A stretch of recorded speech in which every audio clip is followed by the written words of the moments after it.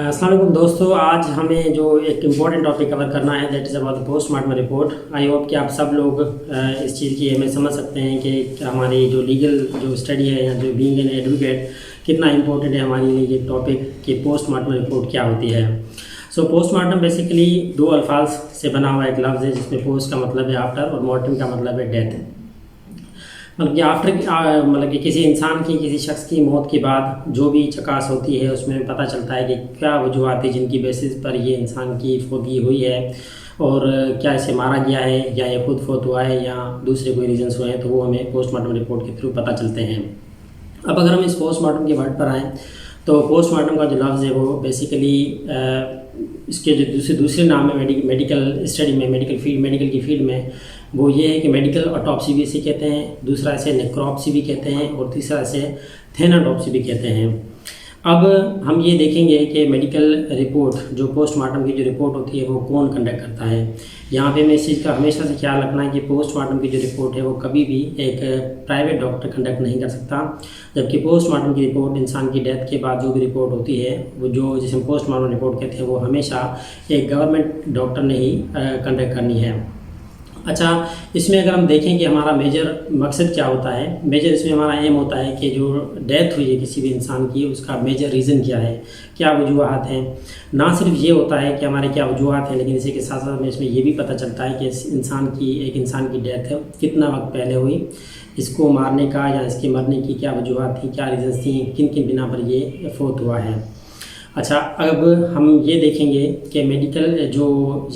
Postmortem report होती है ये कब कंडक्ट की जाती है। देखिए, एक इंसान की अगर नेचुरल डेथ होती है तो नेचुरल डेथ में किसी किस्म की पोस्टमार्टम रिपोर्ट नहीं होती, लेकिन हाँ अगर वो होमिसाइडल इशू है, होमिसाइडल जिसे उसे हम कहते हैं कि जिसमें किसी इंसान का कत्ल किया गया हो, उसका खून किया गया हो या उसे मारा गया हो, तो उसे हम होमिसाइडल कहते हैं। सिमिलरली अगर किसी इंसान ने सुसाइड किया हो, उसने खुदकुशी कमिट की हो, तो खुदकुशी के लिए हम जो उसकी जो मेजर रीज़न है वो जानने की कोशिश करते हैं कि आया ये खुदकुशी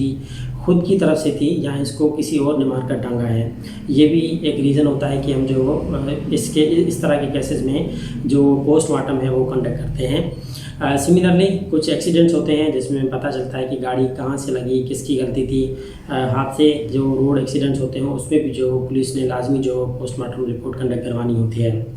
अब अगर हम देखें तो अगर कोई शख्स अगर डेड बॉडी को लेकर जाए और वो खुद से कहे कि I have to conduct the postmortem of this body,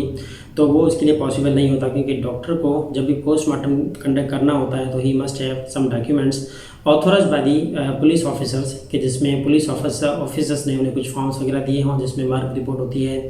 FIR की कॉपी हो सकती है, फर्स्ट इंस्पेक्शन रिपोर्ट होती है जो इन्वेस्टिगेशन ऑफिसर पुलिस ऑफिसर करते हैं, उसके अलावा डॉकेट होता है जो पुलिस के मुख्तलिफ डॉक्यूमेंट्स होते हैं जो पुलिस प्रोवाइड करती है एक डॉक्टर को, गवर्नमेंट डॉक्टर को, और फिर गवर्नमेंट डॉक्टर उन्हीं की बिना पर एक पोस्टमार्टम कंडक्ट करता है।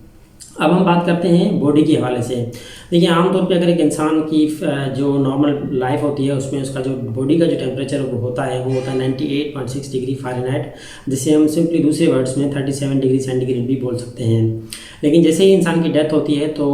1 से 2 डिग्री सेंटीग्रेड 1 से 2 डिग्री फ़ारेनहाइट टेम्परेचर हर 1 घंटे के बाद गिरता रहता है, और एक्सपेक्टेड है कि 12 आवर्स में, अगर सर्दियों के दिन हो तो 12 आवर्स में वो जो बॉडी है वो नॉर्मल रूम टेम्परेचर पर आ जाती है। जितना रूम का टेम्परेचर होता है उसी टेम्परेचर पे वो बॉडी आ जाती है, और हमारी बॉडी का जो टेम्परेचर होता है जो ज़िंदा लोगों का वो होता है 98.6 डिग्री फ़ारेनहाइट। अच्छा, यहाँ पे एक टर्म है इम्पोर्टेंट जिसे जो बहुत ही इम्पोर्टेंट है, हमें जो केसेस के हवाले से हमें जो इस चीज़ का इल्म होना चाहिए, जिसे कहते हैं रिगर मोर्टिस। रिगर मोर्टिस एक टर्म है जिसमें हम कहते हैं कि जो बॉडी होती है उसमें स्टिफनेस आ जाती है। So we were talking about the stiffness. अगर हम स्टिफनेस की बात करें तो नॉर्मल बॉडी में एक इंसान की जब डेथ हो जाती है तो अगले 2 घंटे तक उसमें किसी किस्म की कोई स्टिफनेस नहीं होती, जबकि जैसे ही 2 घंटे शुरू होते हैं तो आहिस्ता आहिस्ता उसमें जो स्टिफनेस जो है वो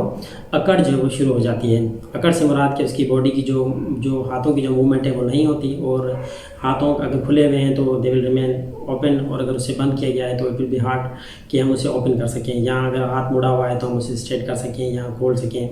तो ये होती है स्टिफनेस।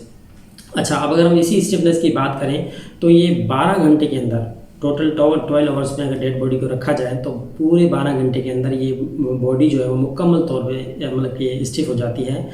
Rigour mortis